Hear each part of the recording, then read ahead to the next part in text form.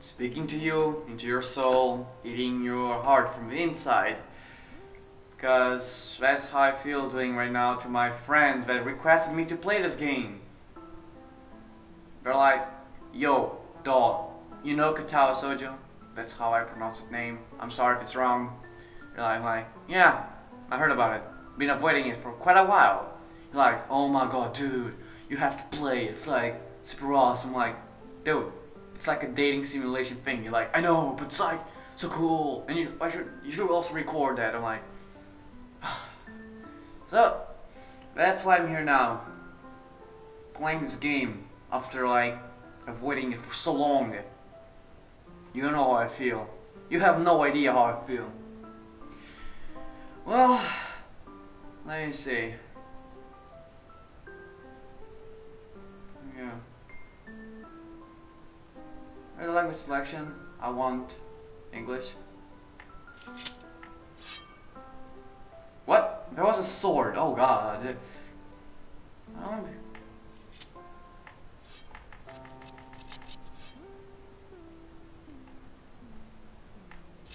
Perfect. Alright, begin. Let's do this. I don't even know why I'm doing this. Anyways. A light breeze causes the naked branches overhead will rattle like wooden wind chimes. This is a popular retreat for couples in the summer. The deciduous trees provide a beautiful green canopy far out of sight of teachers and fellow students. But now in late winter, it feels like I'm standing under a pile of kindling.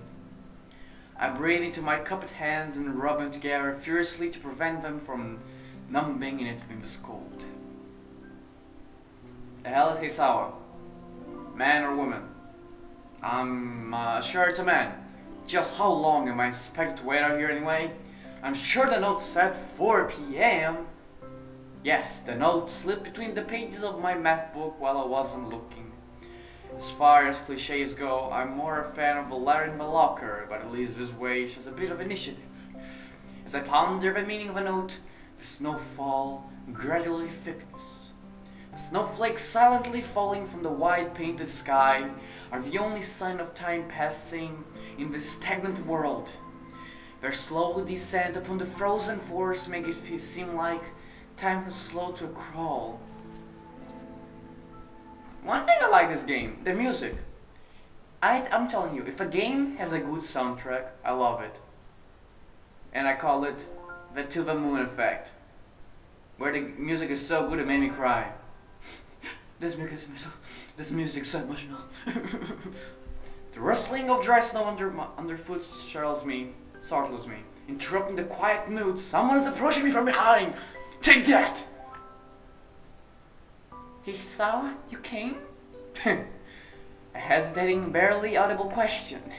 However, I recognize the owner of that dainty voice instantly. I feel my heart skip a bit.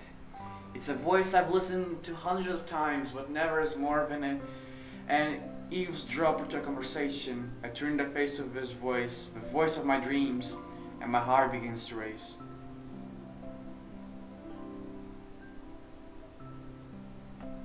I like those anime style, you see how like, his hair is all okay, but it's something like boing.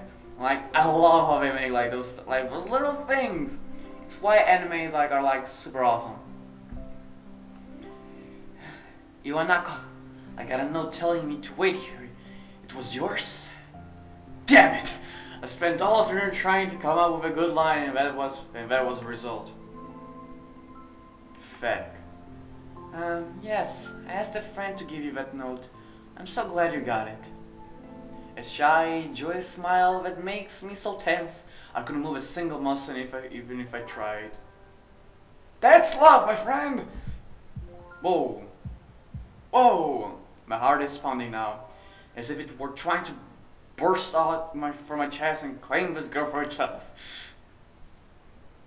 And then the heart goes out my heart, like, oh my god, what is that? So, here we are, out in the cold.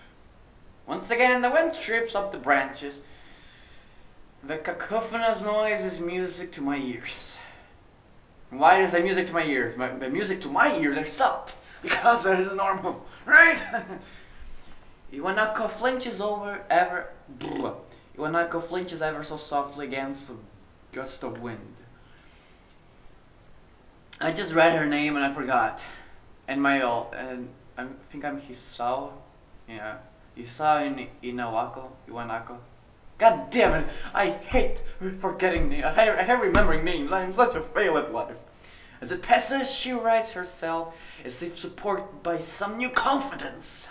Her eyes lock with mine, and she lazily twirls her long dark hair around her finger. Ah, how romantic! All the while, the anxious beating of my heart grows louder. Boom boom!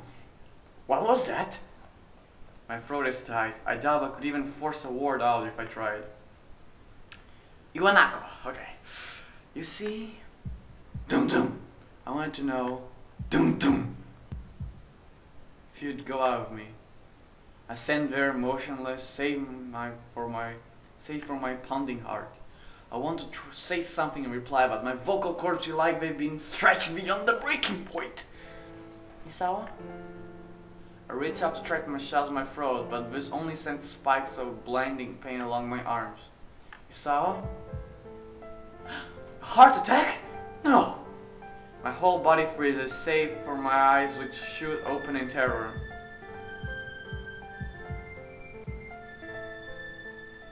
Isawa! The beating on my chest suddenly stops, and I go weak at the knees. The world around me, the canopy of bare branches, the dull winter sky, Iwanako running towards me, all these fade to black. The last thing I remember for slipping away are the sounds of Iwanako screaming for help, and the incessant clatter of the branches above.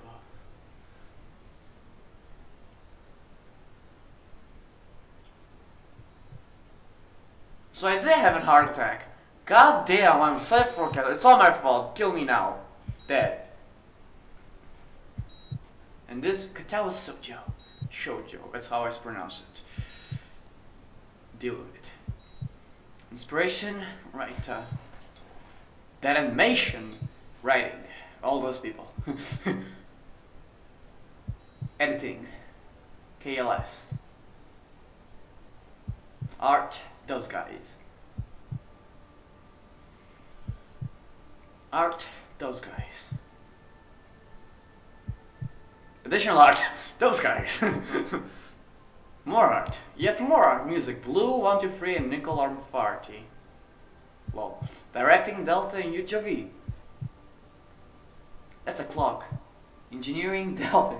Erecting a clock over here. Scenario design, Aura. Production, CPL Crew and Suriko. This is a nice game actually, I'm liking it so far. Why did I avoid this for so long? Because of the dating sims, if you're like I don't really see like the point of dating simulations. Like a little bit weird. I find it weird actually. Okay, it's been 4 months since my heart attack. It's like those games are cool, but they're weird. It's like, why a dating simulation? Like, it's cute, I know. They're actually a very good idea, but they feel so weird for me. Oh God, I'm cold. In that whole time, I can probably count the times I've left this hospital room unsupervised on one hand. 4 months is a pretty long time when you're left alone with your thoughts. So I've had plenty of time to come in terms with my situation. 1 second. I read this, I didn't think what I was reading.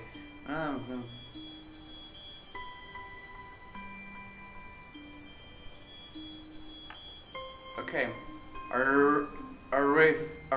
Arrhythmia. A strange word, a foreign, alien one which you don't want to be in the same room with.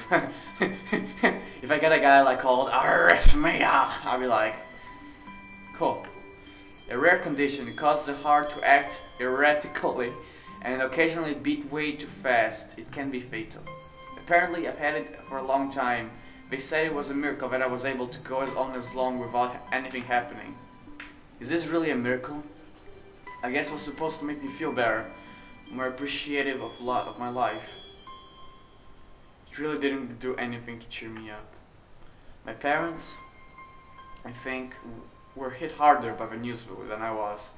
They apparently had 2 Hemor oh god, those words in Portuguese are actually easy for me to read, but in English, like, pronunciation parts. Okay. Hemorrhages. A piece. I had already had a full day by then to digest everything. To them, it was all fresh. They were even prepared to sell our house in order to pay for a cure. Oh, calm the fuck down. There's no need to go that far, Jesus. Yeah, that's actually very sweet in their part, but sometimes I think that's going way too far. Of course, there isn't a cure. Oh. Well, this is awkward. Because of a late discovery of his condition, I've had to stay at the hospital to recuperate from the treatments. When I was first admitted, it felt as if I was missed. For about a week, my room in the ward was full of flowers, balloons, and cards. It's a balloon! But the visitors soon dwindled all the Gatwell gifts began trickling down to nothing shortly after. I realized that the only reason I had gotten so many cards and flowers because sending me their sympathy had been turned into a class project. Oh, that is not nice. Maybe some people were genuinely concerned, but I doubt it. Even in the beginning, I barely had visitors. At the end of the first month, only my parents came by on a regular basis. Oh, that sucks. Iwanako was the last to stop visiting. After 6 weeks, I never saw her again. We never had too much to talk about when she visited anyway. We didn't touch a subject that was between us on that snowy day ever again. The hospital. It's not really a place I'd like to live in. The doctor and nurse feel so impersonal and faceless. I guess because they're in a hurry and they have a million other patients waiting for them, but it makes me feel uncomfortable. For the first month or so, I asked the head cardiologist every time I saw him for a rough estimate of when I'd be able to leave. He never answered anything in a straightforward way, but told me to wait and see if the treatment and surgeries worked. So I idly observed the scar that those surgeries had left in my chest slowly change its appearance over time, thinking of it as some kind of an omen. The music is awesome, man! I still ask the head cardiologist about leaving, but my expectations are low enough now that I'm not disappointed anymore when I don't get a reply. The way he shuffles around the answers show that there's at least some hope. At some point I stopped watching TV. I don't know why, I just did. Maybe it was the wrong kind of escapism for my situation. I started reading instead. There was a small library at the hospital of what it was more like a storeroom for books. I began working my way through one small stack at a time. After consuming them, I would go back for more. I found that I liked reading, and I think I even became a bit addicted. I started feeling naked without books in my hands. But I love the stories. That was what my life was like. The days became increasingly hard to distinguish from each other, differing only by the book I was reading, the weather outside. It felt like time blurred into some kind of gooey mess I was trapped inside instead of moving within. A week could go by without me really noticing it. Sometimes I'd pause in realization that I didn't know what day of the week it was. But other times, all the things that surrounded me would painfully crash into my consciousness through the barrier of no challenge I had set up for myself. The pages of my book would start to feel sharp and burning hot on the heaviness in my chest. And the heaviness on my chest would become so hard to bear that I had to put the book aside and just lay down for a while, looking at the ceiling as if I was going to cry. But that happened only rarely, and I couldn't even cry. Today the doctor comes in and gives me a smile. He seems excited, but not very. It's like he's trying to make an effort to be happy and on my behalf. My parents are here. It's been a few days since I've last seen them. Both of them are even short of dressed up. Is this supposed to be some kind of special occasion? It's not a party. God, I'm like sick over here. Come on. There's There's this ritual the head cardiologist has. He takes his time sorting his papers and setting them aside as if he's going to make a point of a pointlessness of what he just did. But he casually sits down on the edge of my bed next to mine. He looks me in the eyes for a moment. Hello, Hisawa. How are you today? I don't answer here, but I smile a little back at him. I believe that you can go home. Your heart is stronger now. And with some precautions, you should be fine. We have all your medications sorted out. I'll give your father a prescription. The doctor hands a sheet of paper to my dad, whose expression turns wooden as he reads it quickly. So many. Wait, no. So many. He takes it from his hand and take a look. I'm sorry. Oh God! Oh God! Why did I do that? That was so uncalled for. I'm sorry, everyone. I'll just go kill myself for now. Alright, I killed myself. I take it from his hand and take a look myself, feeling dumb. How am I supposed to react to this? Are they gonna show it to us? Oh my God! Oh my... diarrhea. Oh God. Oh my God. Oh my God. Oh. The wall. The words. Ah! The words. My God. The absurdly long list of medications staring back at me from the paper seems insurmountable. They all blend together in a sea of letters. A wall of letters, to be sure. God. This is insane. Side effects, adverse effects, contraindications, and dosages are listed line after line with cold precision. I try to read them, but it's too futile. I can't understand any of it. Attempting that only makes me feel sicker. All this for the rest of my life. Every day. I'm afraid that is the best we can do at this point. However, new medications are always being developed, so one would be surprised to see that list fade over the years. Years? What kind of confidence booster is that? I had feel better if he hadn't said anything at all. Also, I've spoken with your parents and we believe that it would be the best if you don't return to your old school. What? Please calm down, Hisawa. Listen to what the doctor has to say. I mean, please calm down, Hisawa. Listen to what the doctor has to say. Calm down? The way he said it, it tells me he knew full well that I wouldn't like it. Am I going to be homeschooled? Whatever of my concern shows, it's ignored. We all understand that your education is paramount. However, I don't think that it's wise for you to be without supervision. At least not until we're sure that your medication is suitable. So I've spoken to your parents about a transfer. It's a school called Yamaku Academy that specializes in dealing with disabled students. Disabled? What am I? It has 24-hour nursing staff and it's only a few minutes from a highly regarded general hospital. The majority of students live in the campus. Think of it as a boarding school of sorts. It's designed to give students a degree of independence while keeping help nearby. Independence? It's a school for disabled kids. Don't try to disguise that fact. If it was really that free, there wouldn't be that 24-hour nursing staff and you wouldn't make a hospital being nearby a selling point. Of course, that's only if you want to go, but your mother and I aren't really able to homeschool you. We went out there and had a look a couple weeks back. I think you'd like it. There's a lot of hot chicks, man. But it has like a hot chick with like big boobs and like, Dad! I'm like, oh, sorry. It looks like I really don't have a choice.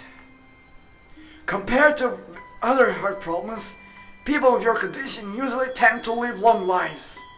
You'll need a job one day, and this is a good opportunity to continue your education. This isn't an opportunity. Don't call it an opportunity. Don't call it a goddamn opportunity. Well, you should be excited with the chance to go back to school. I remember you want to return to school, and while it's not the same one, A special school, that's an insult. That is what I want to say. It's a step down. It's not what you think. All of the students are pretty active in their own sort of way. It's geared towards students that can still get around to learn, but just need a little help in one way or another. your father is right, and many of the graduate school have gone to do amazing things. Person doesn't have to be held back by their disability. One of my colleagues is in another hospital as a graduate. I don't care. A person doesn't have to be held back in their disability. Wait, sorry, I didn't see the question mark. God, I'm having some burps, sorry. A person doesn't have to be held back by their disability. That's what a disability is. I really hate that something so important is decided for me. But what can I do about it? A normal life is out of the question now. It's funny. I'd always thought my life was actually kind of boring, but now I miss it. I want to protest. I want to blame this lack of reaction on shock or fatigue. I could easily yell at something now, something about how I can go back to school anyways, but no. I didn't say anything. The fact is that I know now it's futile. I look around the room, feeling tired of all this. The hospitals, doctors, my condition, everything. I don't see anything that would make me feel any different. There really isn't any choice. I know this, but the thought of going to a disabled school, where was even like? As much as I try to put a positive spin on this, it's very difficult. Well, let me try. A clean slate isn't a bad thing. It's all I can think. That is all I can think of to get me through this. At least I still have something. Even if it's a special school, it's something. It's a fresh start and my life isn't over. It would be a mistake to just resign myself to thinking that. At the very least, I'll try to see what my new life will look like.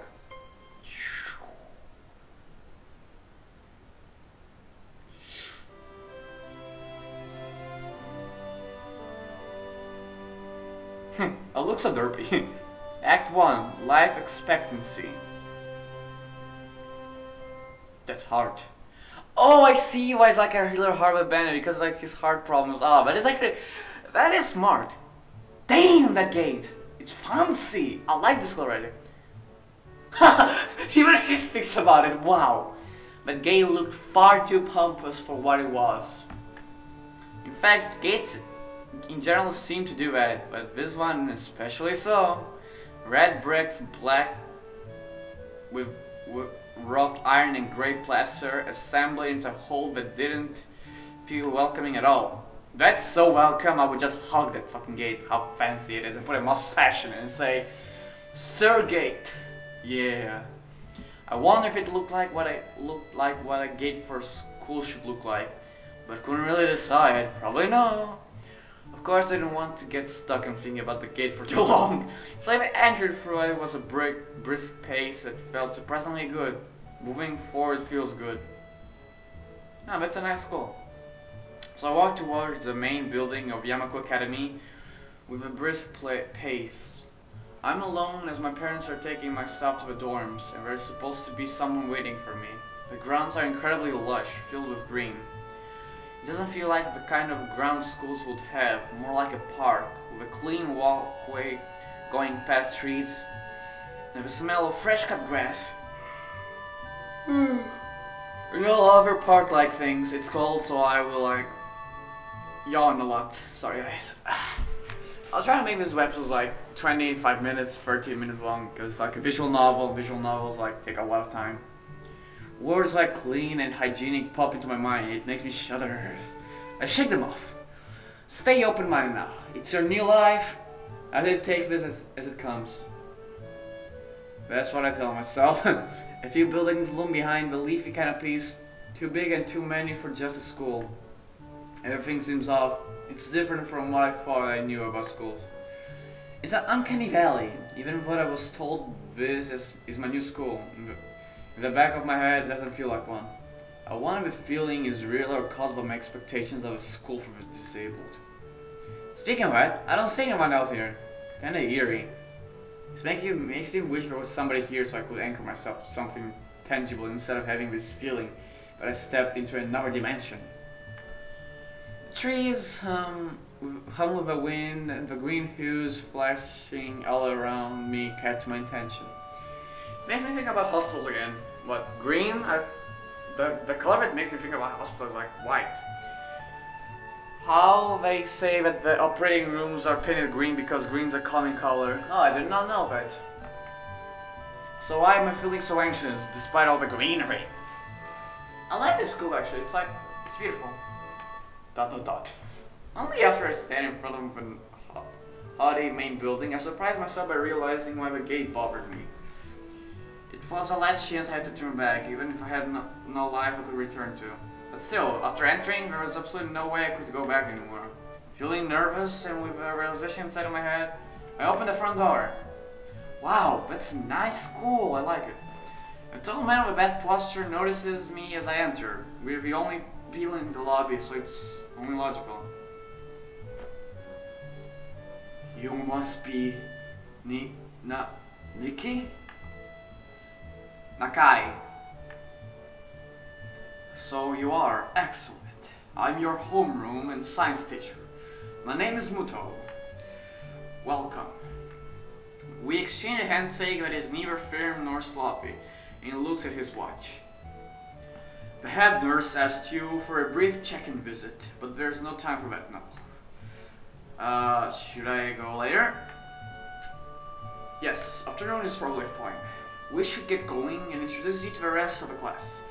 They're waiting already. Waiting for me? I don't really like being the center of attention, but I guess it's inevitable in a situation like this. Somehow, not knowing what is waiting for me makes me feel really nervous. Thinking of this, I almost miss what the teacher is saying. Do you want to introduce yourself to the class? Sure. Yeah, sure. I mean, is that normal? Of course, but no one ever likes to be in the center of attention. I'm probably one of those people, but I guess I should be the one to give a first impression of myself. Right, but it's no problem. Let's go then. My heart is pounding my chest. It keeps me thinking about my condition as I follow the teacher up its steps. The third door down to the third floor corridor is marked as a classroom for class 3-3. Muto opens the door and enters. That painting. Good morning, everyone. Sorry I'm late again. I hesitated for a split second at the door, freezing on the spot. Get a grip. This is a big step. I know that, but there isn't any point of worrying so much about it. At least not in business soon.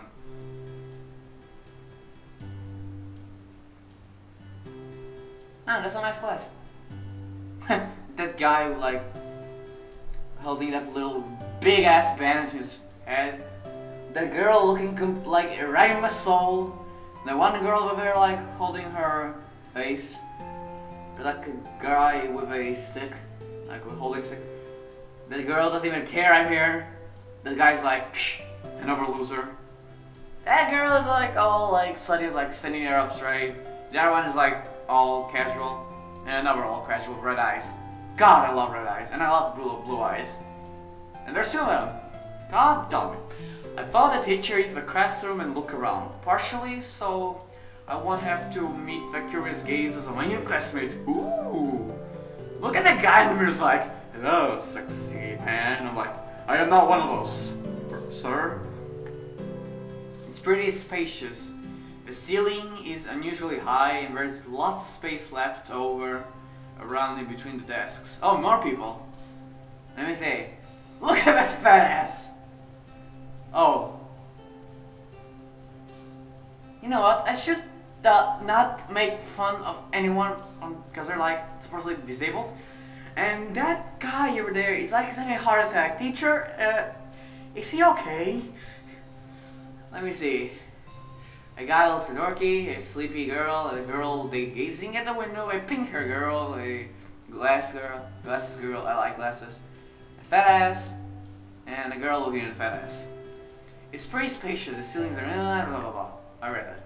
An entire wall taken up by blackboards and the high old-fashioned windows set at head level only make it seem larger.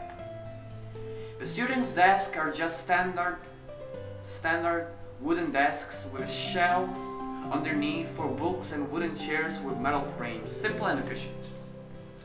I stop walking in front of the classroom and face the other students. They all look normal, like students in any other school. Except the guy over there. Oh, he's sleeping? I don't know, he's like he's having a heart attack or something. God. They all look normal like that, but then why would they be here? They're probably like me, have something wrong with them. Only it's just not immediately obvious. When I notice that one of the girls seems to be missing the thumb of her right hand. It's a little... One second. Her right hand. It's a little jarring. Who's missing a thumb? I don't see anyone. Despite the natural tendency to listen when someone is talking to you, I tune out the teacher's speech halfway through while he introduces me to the class. I notice a flash dark hair and see that someone is looking at me. A girl with really long straight hair that is pretty eye-catching. As she sees me looking back at her, she covers her face with her hand as if it will make her invisible. There's one boy with a cane leaning against the lockers at the rear of the class. It's weird seeing someone so young with a cane. Another girl seems to be making some weird hand motions, sign language. She peers at me over the rims of her glasses, then goes back to whatever she's doing. She's kind of cute, so it's cheery looks. So he's a cheery looking girl with pink hair sitting next to her. That one is the one. If you guys can see my cursor, like with glasses, I think that's the one where like sign languages, because he's talking about her, but I was next to her. Yeah, logic. I introduce you to logic. Yeah. The pink hair sitting next to her. She's really hard to miss. I don't know how I didn't notice her at the moment I walked in. Yeah, like that pink hair. Please welcome our newest classmate. He claps his hand, and so does everyone else, except one girl in the first row who has only one hand. Oh wait! She does only have one hand. I think she's talking about this one. Only one hand. Oh god. I don't see her hand, so... Oh. That is horrible. First row who has only one hand. I cringe a little, but hide it by bowing in thanks for this applause it did not deserve. The collected sign tells me that I should open my mouth now. So, I'm Hisao Nakai. And after that, my hobbies are reading and soccer. I hope to get along well with everyone else, even though I'm a new student.